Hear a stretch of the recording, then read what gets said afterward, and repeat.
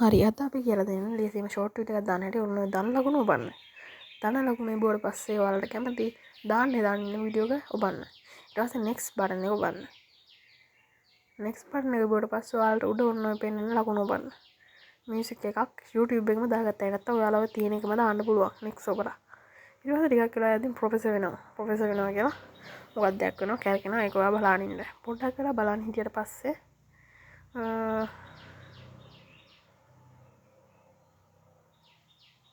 ඊට පස්සේ කැරගෙනවා බෝලේ කැරගෙනවා. ඊට පස්සේ ඔයාලට ඕන සින්දුවක් දාගත්තා. ඔය සර්ච් බාර් එක උනා සර්ච් කරගන්නත් පුළුවන්. ඔයාලා ඒක ඔබලා ඔන්න ඔය බටන් එක ඔබන්න. ඔය බටන් එකේ බොට පස්සේ ඔන්න ඔය විදියට එනවා. ඊට පස්සේ ඔයාලා යකිනුත් next බටන් එක ඔබන්න.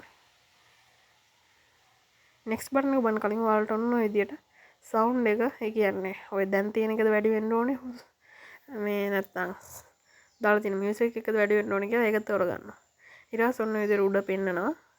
ඒක බලන්න නැතුව next කියන එක ඔබට පස්සේ ඔන්න විදියට එනවා. ඊට පස්සේ ඔයාලා ටයිටල් එකක් දාගන්න ඕනේ. ටයිටල් එකක් මම දාගන්නවා KGF film. ඊට පස්සේ ලස්සන මූණක් දාගන්න. නැත්තම් දාගන්න ඕනේ නැහැ.